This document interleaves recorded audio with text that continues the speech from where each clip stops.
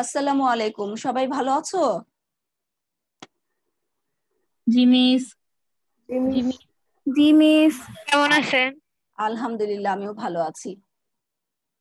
ব্যবসা উদ্যোগের অনলাইন ক্লাসে তোমাদের সবাইকে স্বাগতম। প্রতিদিনে অল্প অল্প করে সবাই পড়াশোনা করছো তো, তাই না? জি মিস। Okay. গত ক্লাসে কিন্তু আমাদের প্রথম অধ্যায় আমরা শেষ করেছিলাম। আজকে আমি নতুন একটি অধ্যায় ধরবো। সবাই কি দেখতে পাচ্ছো? জি মিস। চতুর্থ অধ্যায়, মালিকানার ভিত্তিতে ব্যবসা। এই অধ্যায় থেকে এক মালিকানা ব্যবসা আজকে আমরা পড়বো, অর্থাৎ এক মালিকানা ব্যবসার যা যা আছে সবগুলোই আজকে আমরা রিভিশন দিব। যেহেতু সম্পূর্ণ বইটি তোমাদের কমপ্লিট হয়ে গিয়েছে, তো এখন আমরা যে ক্লাসই নিই না কেন সেটাই রিভিশন ক্লাস হবে। মিউট করো, কারো ওখানে গান শোনা যাচ্ছে।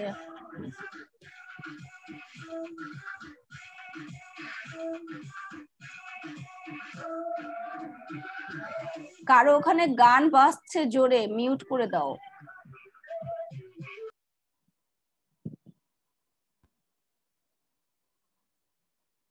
মালিকানার ভিত্তিতে ব্যবসার প্রকারভেদ পেয়েছো খুঁজে? তোমাদের বইয়ের 37 পৃষ্ঠায় এটি খুঁজে পাবে, দেখো। জি মিস। মালিকানার ভিত্তিতে ব্যবসার প্রকারভেদ। মালিকানার ভিত্তিতে ব্যবসা সংগঠনগুলোকে 5 ভাগে ভাগ করা হয়। মনে আছে? এগুলো আমরা ক্লাসে পড়েছিলাম। জি মিস। হ্যাঁ, যদি প্রশ্ন হয় মালিকানার ভিত্তিতে ব্যবসা কত প্রকার, তখন আনসার হবে 5 প্রকার। 5 প্রকার। Very good. সেই প্রকারভেদগুলো হচ্ছে এক মালিকানা ব্যবসা, অংশীদারি ব্যবসা, যৌথ মূলধনী ব্যবসা বা কোম্পানি সংগঠন, সমবায় সমিতি, রাষ্ট্রীয় ব্যবসা।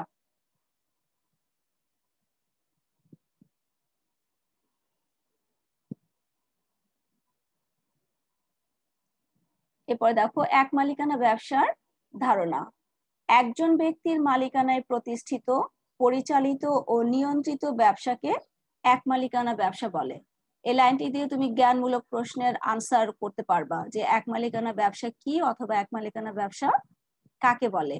একজন ব্যক্তির মালিকানায় গঠিত অথবা প্রতিষ্ঠিত, যে কোনো একটি শব্দ ব্যবহার করতে পারো। পরিচালিত ও নিয়ন্ত্রিত ব্যবসাকে এক মালিকানা ব্যবসা বলে। একক মালিকানায় পৃথিবীতে সর্বপ্রথম ব্যবসা কার্যক্রম শুরু হয়েছিল, এজন্য এটিকে সবচেয়ে প্রাচীনতম ব্যবসা সংগঠন বলা হয়। খেয়াল করে আমি ব্র্যাকেট দিয়েছি, এখান থেকে দুই ভাবে প্রশ্ন হতে পারে যে সবচেয়ে প্রাচীনতম ব্যবসা সংগঠন কোনটি।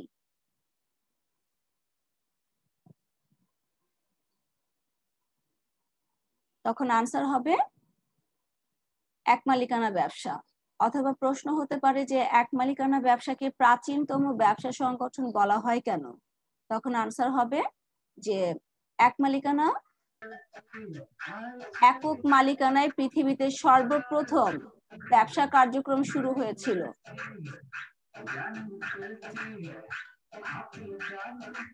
গান বাজাচ্ছ কে? এটা তো মিউজিক ক্লাস হচ্ছে না, মিউট করো।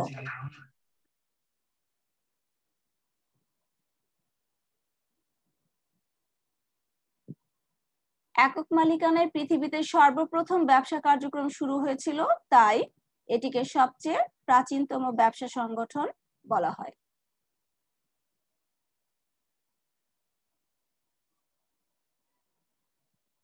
বর্তমান প্রেক্ষাপটে বলা যায় মুনাফা অর্জনের লক্ষ্য নিয়ে যখন কোনো ব্যক্তি নিজ দায়িত্বে মূলধন জোগাড় করে কোনো ব্যবসা সংগঠন পরিচালনা করে এবং উক্ত ব্যবসায় অর্জিত সমস্ত লাভ নিজেই ভোগ করে বা ক্ষতি হলে নিজেই তা বহন করে, তাকে এক মালিকানা ব্যবসা বলে। এখান থেকেও তুমি এক মালিকানা ব্যবসার আরো একটি সংজ্ঞা পেলে। এক মালিকানা ব্যবসা গঠন অত্যন্ত সহজ, অর্থাৎ খুব সহজেই এক মালিকানা ব্যবসা গঠন করা যায়। যে কোনো ব্যক্তি নিজের উদ্যোগে স্বল্প অর্থ নিয়ে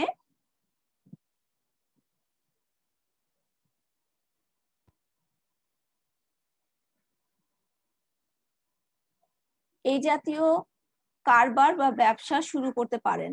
সাধারণত এই জাতীয় ব্যবসার আয়তন ছোট হয়, তবে প্রয়োজনে মালিক একাধিক কর্মচারী নিয়োগ করতে পারেন এবং অধিক অর্থ বিনিয়োগ করতে পারেন। আইনের চোখে এক মালিকানা ব্যবসার তেমন কোনো বাধ্যবাধকতা নেই, অর্থাৎ এক মালিকানা ব্যবসা গঠন করার জন্য কোনো আইনগত নিয়ম নীতি পালন করার দরকার হয় না।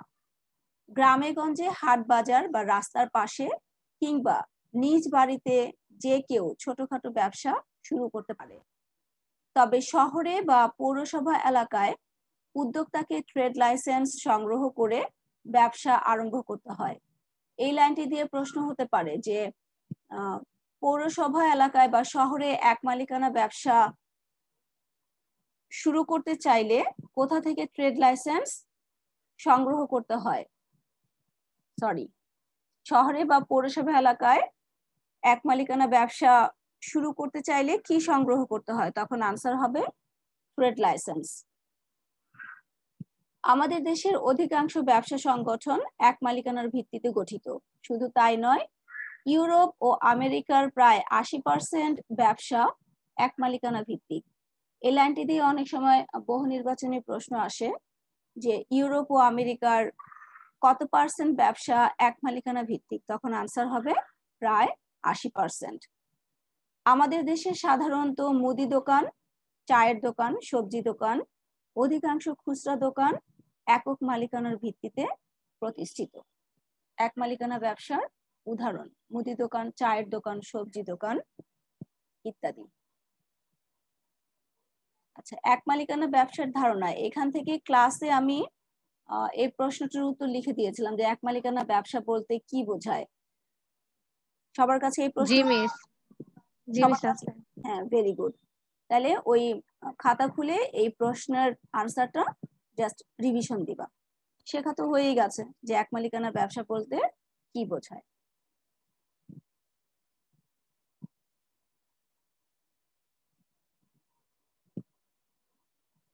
এক মালিকানা ব্যবসার বৈশিষ্ট্য। আচ্ছা, এখানেও তোমরা এক মালিকানা ব্যবসার আরো একটি সংজ্ঞা পাবে।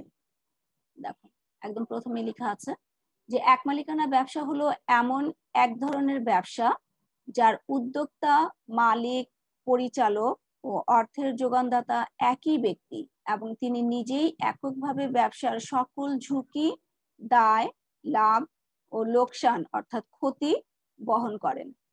ঠিক আছে, যার কাছে যেই সংজ্ঞাটা সহজ মনে হবে সে সেটা শিখে রাখবে। এক মালিকানা ব্যবসার কতগুলো বৈশিষ্ট্য লক্ষ্য করা যায়, সেগুলো হচ্ছে: প্রথম বৈশিষ্ট্য, এক মালিকানা ব্যবসার মালিক সবসময় একজন ব্যক্তি, যিনি নিজ উদ্যোগে পুঁজির সংস্থান করেন, ব্যবসা পরিচালনা করেন ও ঝুঁকি বহন করেন। অর্থাৎ এক মালিকানা ব্যবসার প্রথম বৈশিষ্ট্যটি হচ্ছে যে মালিক একজন থাকবেন। এর পরের বৈশিষ্ট্য হচ্ছে এই জাতীয় ব্যবসার গঠন বেশ সহজ, আইনগত ঝামেলা না থাকায় যে কেউ ইচ্ছা করলে ও উদ্যোগ নিলে এই ব্যবসা শুরু করতে পারেন। স্বল্প মূলধন নিয়ে এই জাতীয় ব্যবসা গঠন করা যায়, মালিক নিজেই এই মূলধন যোগান দেন, সাধারণত নিজস্ব সঞ্চয় ও প্রয়োজনে বন্ধু বান্ধব, আত্মীয় স্বজন এবং ব্যাংক থেকে ঋণ নিয়ে ব্যবসা পরিচালনা করেন।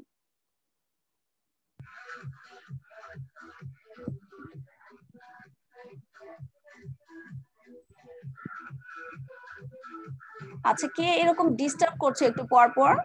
গান আসতেছে কোত্থেকে? গানের সাউন্ড আসতেছে। কে মিউট করো অথবা ক্লাস ছেড়ে বের হয়ে যাও।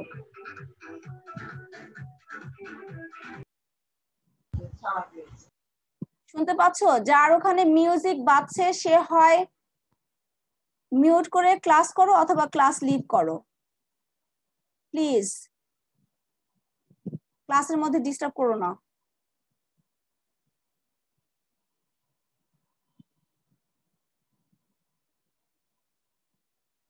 এক মালিকানা ব্যবসার 4 নম্বর বৈশিষ্ট্যটি, অধিকাংশ ক্ষেত্রে এক মালিকানা ব্যবসা ক্ষুদ্র আকারের হয়ে থাকে, অর্থাৎ ছোট আকারের হয়। মূলধনের স্বল্পতা ও একজন ব্যক্তির মালিকানার জন্য এর আয়তন সাধারণত ছোট হয়ে থাকে। এই লাইনটি দিয়ে অনেক সময় প্রশ্ন হয় যে এক মালিকানা ব্যবসা আয়তনে ছোট হয় কেন? তখন আনসারটা হবে মূলধনের স্বল্পতা, অর্থাৎ অল্প পরিমাণ মূলধন এবং একজন ব্যক্তির মালিকানার জন্য এক মালিকানা ব্যবসার আয়তন সাধারণত ছোট হয়। এর পরের বৈশিষ্ট্যটি হচ্ছে এক মালিকানা ব্যবসার সকল ঝুঁকি মালিককে এককভাবে বহন করতে হয়। যেহেতু মালিক একজন, কাজেই ব্যবসার সমস্ত ঝুঁকি তাকে বহন করতে হয়। এর পরের বৈশিষ্ট্যটি দেখো, আইনের চোখে এক মালিকানা ব্যবসার পৃথক কোনো সত্তা নেই, মালিক ও ব্যবসা অভিন্ন। অর্থাৎ আইনের দৃষ্টিতে ব্যবসা এবং মালিক আলাদা ধরা হয় না, দুটোকেই এক ধরা হয়। সেই কারণে বলা হয়েছে মালিক ও ব্যবসা অভিন্ন। অর্থাৎ ব্যবসার নামে কোনো মামলা হলেই সেটা মালিকের নামে মামলা ধরে নেওয়া হবে। এরপরে বৈশিষ্ট্য হচ্ছে এই জাতীয় ব্যবসায় সম্পূর্ণ দায় দায়িত্ব মালিকের, ফলে তার দায় অসীম। প্রয়োজনে ব্যক্তিগত সম্পত্তি বিক্রয় করে ব্যবসার দায় পরিশোধ করতে হয়।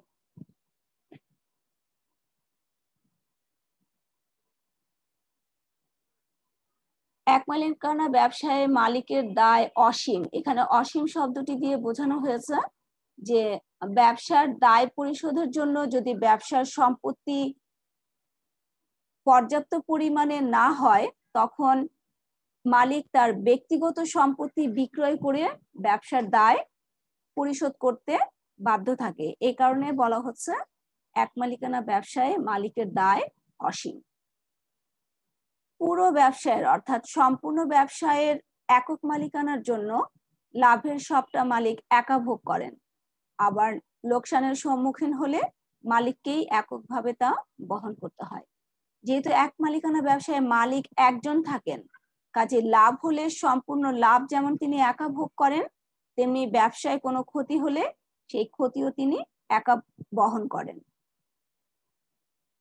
এক মালিকানা ব্যবসার স্থায়িত্ব মালিকের ইচ্ছার উপর নির্ভরশীল। এই লাইনটি দিয়ে অনেক সময় প্রশ্ন হয় যে এক মালিকানা ব্যবসার স্থায়িত্ব কোনটির উপর নির্ভরশীল? তখন আনসার হবে মালিকের ইচ্ছার উপর।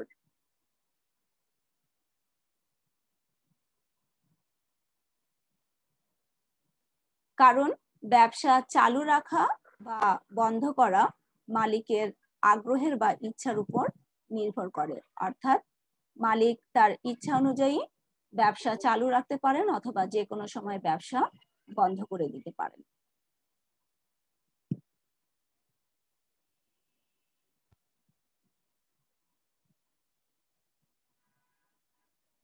এরপর দেখো এক মালিকানা ব্যবসার উপযুক্ত ক্ষেত্রসমূহ।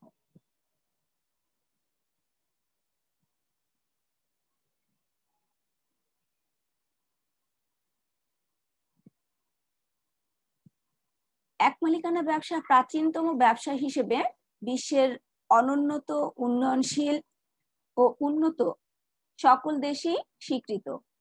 প্রাচীনতম ব্যবসা হলেও বর্তমান বৃহদায়তন ব্যবসার সাথে প্রতিযোগিতা করে এখনো সবচেয়ে জনপ্রিয় ব্যবসা হিসেবে টিকে আছে। এক মালিকানা ব্যবসার এমন কিছু বৈশিষ্ট্য ও সুবিধা আছে যে কারণে এই জাতীয় ব্যবসা সকলের কাছে জনপ্রিয়। এক মালিকানা ব্যবসার উপযুক্ত ক্ষেত্রসমূহ তোমাদের পাঠ্যবইতে বর্ণনা করা হয়েছে। এক মালিকানা ব্যবসার উপযুক্ত ক্ষেত্র 10টি দেওয়া হয়েছে। তো প্রথম ক্ষেত্র যেটি, সেটি দেখো যে অনেকে আছেন যাদের হাতে পর্যাপ্ত অর্থ নেই, অর্থাৎ যথেষ্ট পরিমাণে টাকা পয়সা নেই, অথচ ব্যবসা করতে আগ্রহী। আত্মকর্মসংস্থানে উদ্যোগী এমন হাজার হাজার লোকের জন্য এক মালিকানা ব্যবসা উপযুক্ত। যেমন চায়ের দোকান, ছোট খাবারের দোকান, কুটির শিল্পের দোকান, মৃৎশিল্পের দোকান ইত্যাদি। অর্থাৎ এই পয়েন্টের মূল কথা হচ্ছে যে যাদের হাতে পর্যাপ্ত পরিমাণ টাকা পয়সা নেই কিন্তু ব্যবসা করতে আগ্রহী, তাদের জন্য এক মালিকানা ব্যবসা উপযুক্ত। যেমন চায়ের দোকান, যে অল্প পরিমাণ অর্থ নিয়ে যে কেউ চায়ের দোকান দিতে পারে, ছোট খাবারের দোকান দিতে পারে, কুটির শিল্পের দোকান দিতে পারে, অথবা মৃৎশিল্পের দোকান দিতে পারে।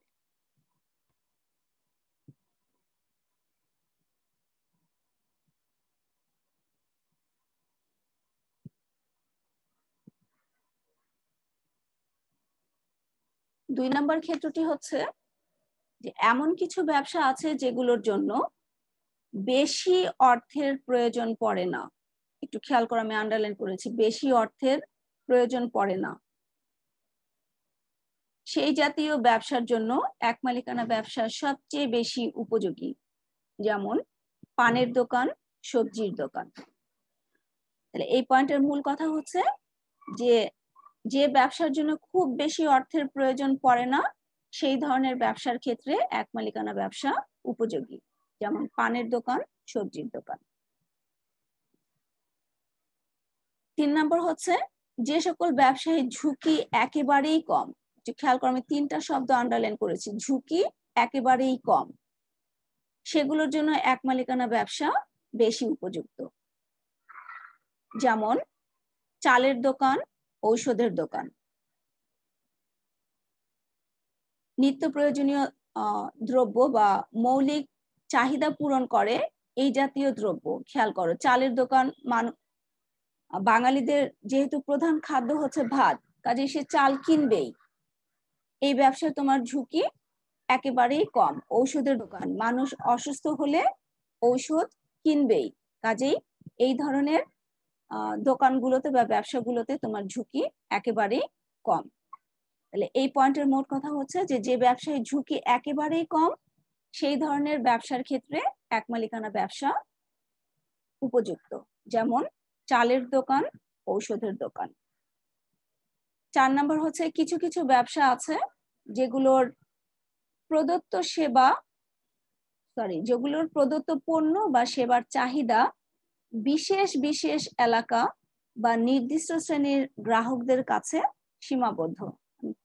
খেয়াল করো যে আমি আন্ডারলাইন করেছি যে পণ্য বা সেবার চাহিদা বিশেষ বিশেষ এলাকা বা নির্দিষ্ট শ্রেণীর গ্রাহকদের বা ভোক্তাদের কাছে সীমাবদ্ধ, সেই সমস্ত ক্ষেত্রে এক মালিকানা ব্যবসা উপযুক্ত। যেমন স্কুলের সামনে বই খাতার দোকান, কোন শিল্প কারখানার সামনে রেস্টুরেন্ট।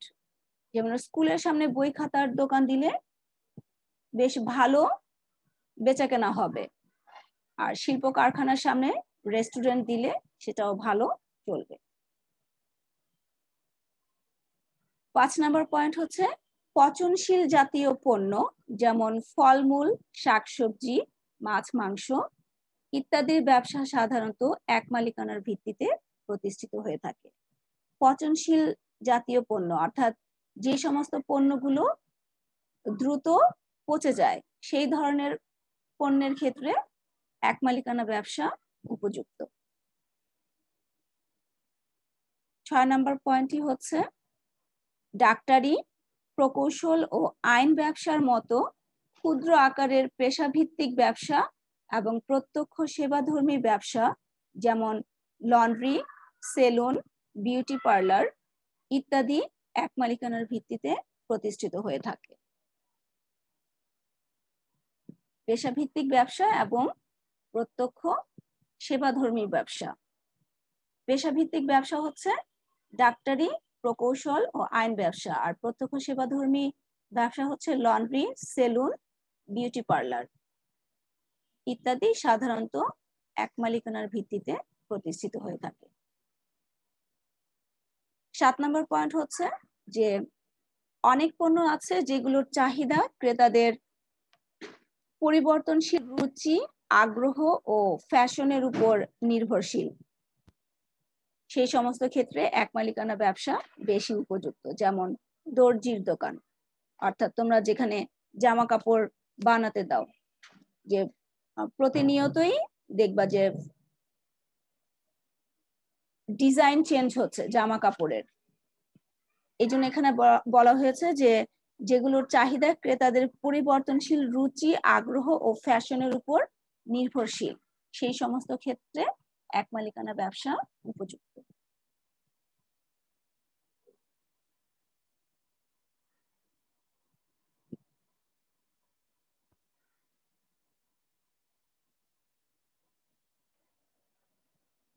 আট নম্বর পয়েন্ট হচ্ছে যেসব ব্যবসা প্রদত্ত পণ্যদ্রব্য ও সেবার সাথে ব্যক্তির বা মালিকের নৈপুণ্য, শিল্পকর্ম ও সুনাম জড়িত থাকে সেগুলোর জন্য এক মালিকানা ব্যবসা বেশি উপযুক্ত। যেমন চিত্রকর্মের দোকান, ছবি তোলার দোকান, স্বর্ণকারের দোকান, ফার্নিচারের দোকান, মিষ্টির দোকান ইত্যাদি।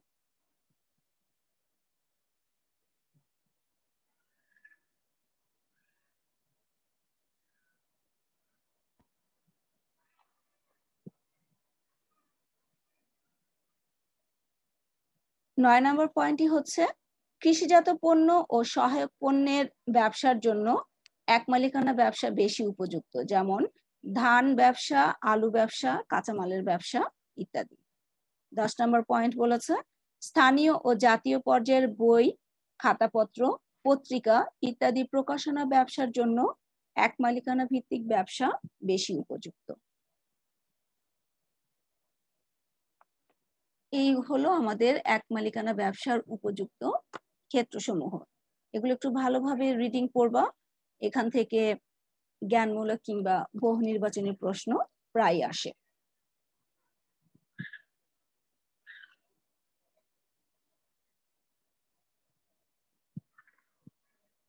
এর পরের অংশটুকু খেয়াল করো যে উপরোক্ত বিশ্লেষণ থেকে বোঝা যাচ্ছে যে ব্যক্তিগত উদ্যোগ, স্বাধীন চেতা মনোভাব, স্বল্প পুঁজি ও স্বল্প শ্রম বিনিয়োগ করে এক মালিকানা ব্যবসা যে কোনো সময় যে কোনো স্থানে শুরু করা যায়। এ ব্যবসায় আইনি জটিলতা মুক্ত এবং এতে ঝুঁকিও কম।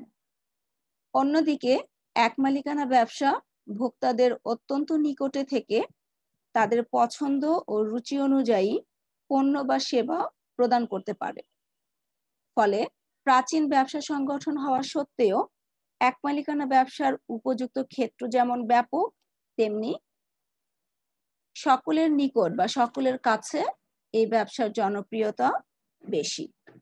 তো খেয়াল করো, আমি ব্যক্তিগত উদ্যোগ থেকে জনপ্রিয়তা বেশি ব্র্যাকেটের মধ্যে রেখেছি। এই লাইনগুলো পড়ে তুমি এই প্রশ্নের উত্তর লিখতে পারবে। প্রশ্নটি হচ্ছে যে এক মালিকানা ব্যবসা জনপ্রিয় কেন? অনেক সময় অনুধাবনমূলক প্রশ্ন হিসেবে আসে।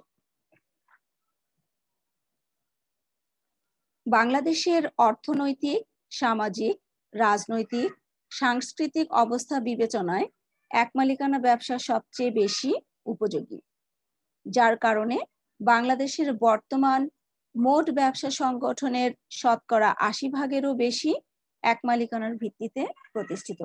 খেয়াল করো, এই লাইনটি আমি আন্ডারলাইন করেছি।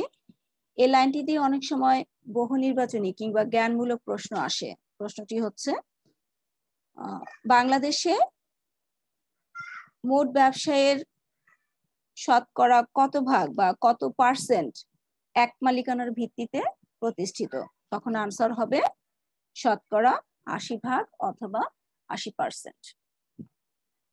তবে দেশে বিরাজমান বেকারত্ব দূরীকরণে, কর্মসংস্থানের নতুন ক্ষেত্র তৈরির লক্ষ্যে যুব সমাজকে এক মালিকানা ব্যবসায়ে উদ্বুদ্ধ করতে ঋণ পাওয়া সহজ করা সহ আরো সরকারি সহযোগিতা প্রয়োজন।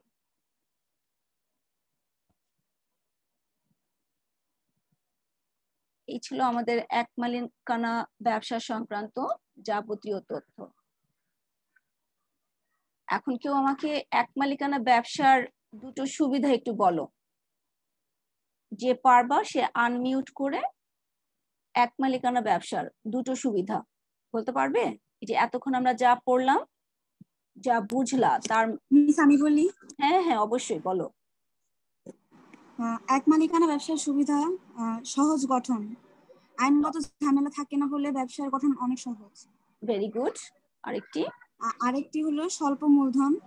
ব্যবসার মালিক মানে একজন থাকা এই ব্যবসাটি স্বল্প মূলধন নিয়ে শুরু করা যায়। Very good. আচ্ছা, আরেকজন কেউ আমাকে বলো, ও যে দুটো বৈশিষ্ট্য সুবিধা বললো, এই দুটো বাদ দিয়ে আর দুটো সুবিধা কেউ বলতে পারবে? মিস আমি বলি, হ্যাঁ হ্যাঁ বলো। একটা হলো ঝুঁকি একেবারেই কম থাকে, আর একটা হলো এক মালিকানার ব্যবসা স্থায়িত্ব মালিকের উপর নির্ভরশীল, যার কারণে মালিক যে কোনো সময় ব্যবসা চালু রাখতে পারে অথবা বন্ধ করে দিতে পারে। Very good. আচ্ছা, এখন কেউ আমাকে একটু এক মালিকানা ব্যবসার দুটো অসুবিধার কথা বলবা, অসুবিধা বা সমস্যা।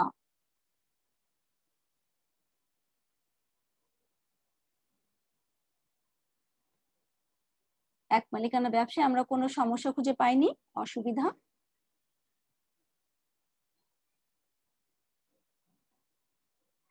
মিস আমি বলি, হ্যাঁ বলো। আহ, স্বল্প আয় থাকার স্বল্প আয়, আর একটা হচ্ছে অভিন্ন সত্তা। স্বল্প আয়টা কিভাবে অসুবিধা? কারণ অনেক সময় এক মালিকানা ব্যবসায় স্বল্প, ম্যাম সেটা বুঝাইতে পারতেছি না। বলো, আমি সমস্যা নাই, শুনছি। স্বল্প আয় কিভাবে? আমি বলছি, যেহেতু মূলধনের পরিমাণ কম, কাজেই মূলধন বিনিয়োগ করে তার অর্জিত মুনাফা বা আয়ের পরিমাণটাও কম হবে। ঠিক আছে? হ্যাঁ, আর আরেকটা কি বললে তুমি? অভিন্ন সত্তা।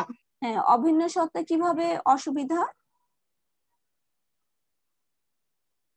এটাও জানি না ম্যাডাম। না জেনে তুমি কিভাবে বললা? যেহেতু আইনের দৃষ্টিতে মালিক ও ব্যবসা অভিন্ন সত্তা, অর্থাৎ ব্যবসা সংক্রান্ত কোনো বিষয়ে সমস্যা হলে সেটা মালিকের সমস্যা বলেই ধরা হয়। ঠিক আছে? জি মিস। Okay fine. আর কেউ বলতে পারবে আমাকে এই দুটো অসুবিধা বাদ দিয়ে আর দুটো অসুবিধা?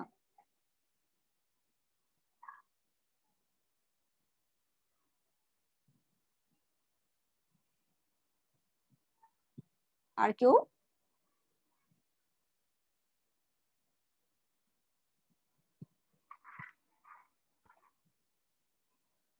অসুবিধা আর খুঁজে পাচ্ছ না?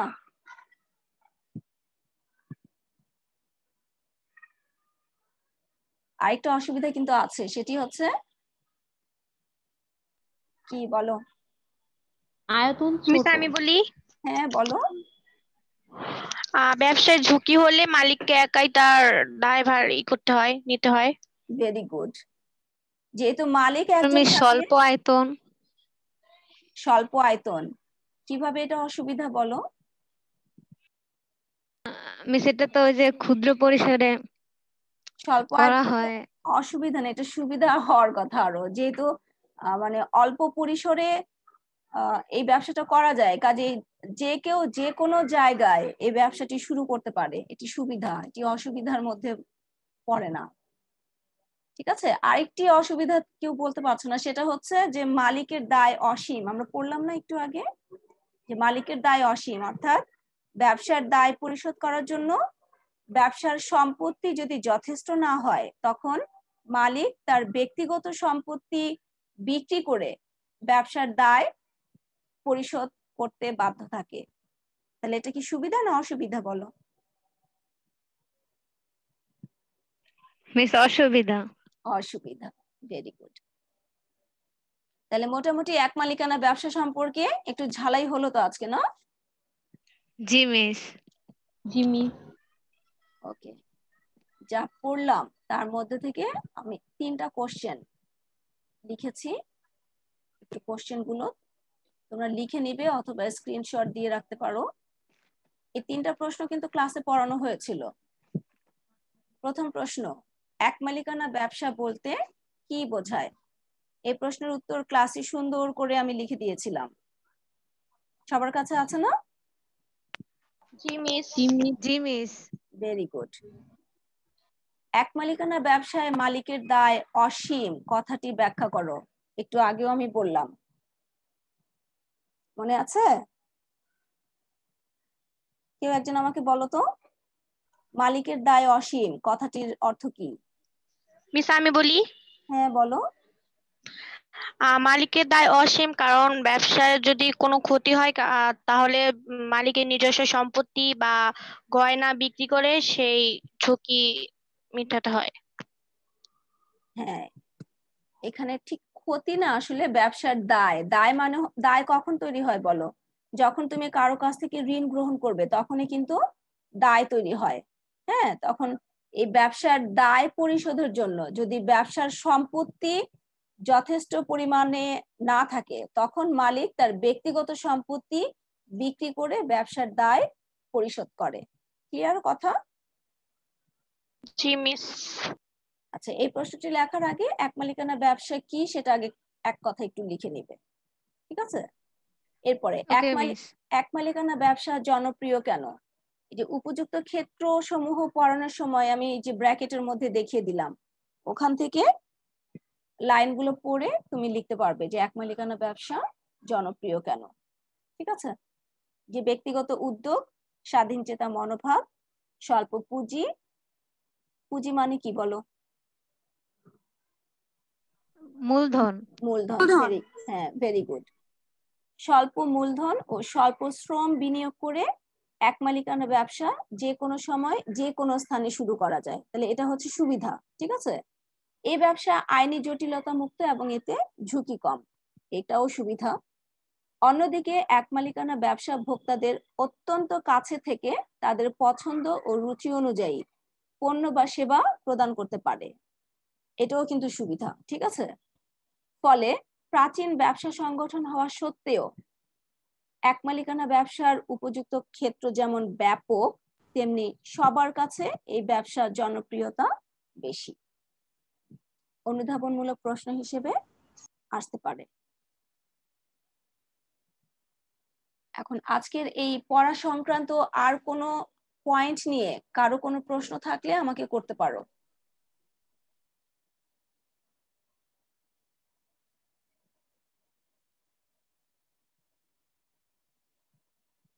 কারো কোনো প্রশ্ন নেই?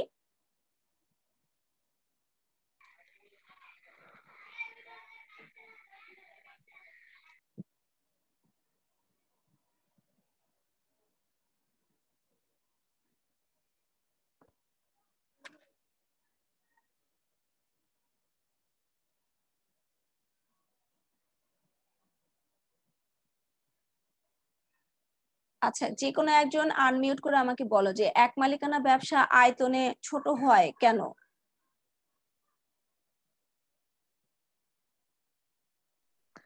মিস মূলধনের স্বল্পতার কারণে। আরেকটা কারণ ছিল, দুটো কারণে আয়তন ছোট হয়। তুমি একটি কারণ বলেছো, আরেকটি কি? আর মিস ওইটা তো একজন ব্যক্তির দ্বারা হ্যাঁ ওটা হ্যাঁ হ্যাঁ, ঠিক প্রতিষ্ঠিত। আছে। স্বল্প মূলধন এবং একক মালিকানার কারণে, যেহেতু মালিক একজন থাকে সেই কারণে এর আয়তন সাধারণত ছোট হয়ে থাকে। পচনশীল জাতীয় পণ্যের ক্ষেত্রে কোন ধরনের ব্যবসা উপযুক্ত? মিস এক মালিকানা। এক মালিকানা। ইউরোপের কত % ব্যবসা এক মালিকানা ভিত্তিক? 80%। 80%, ভেরি গুড। আর বাংলাদেশের মোট ব্যবসা প্রতিষ্ঠানের কত % এক মালিকানা ভিত্তিক?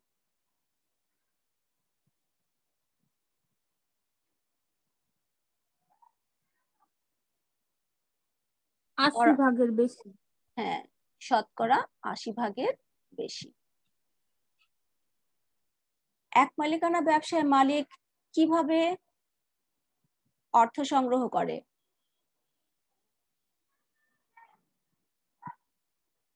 মালিক নিজেই মূলধন সরবরাহ করে অথবা আত্মীয় স্বজন বা বন্ধু বান্ধবের কাছ থেকে অথবা ব্যাংকের কাছ থেকে ঋণ গ্রহণ করে। আচ্ছা, আমাদের খুবই অল্প সময় আছে, ক্লাস এখনই শেষ হয়ে যাবে। আজকের পড়াটুকু আশা করি সবাই বুঝতে পেরেছো না? আর আজকে যা প্রশ্নগুলো দিলাম আমি, এগুলো বাসায় একটু রিভিশন দিবে। সবাই ভালো থেকো। হ্যাঁ, সবাই ভালো থেকো। আল্লাহ হাফেজ। আসসালামু আসসালামু আলাইকুম। আলাইকুম। আসসালামু আলাইকুম। ওয়ালাইকুম আসসালাম।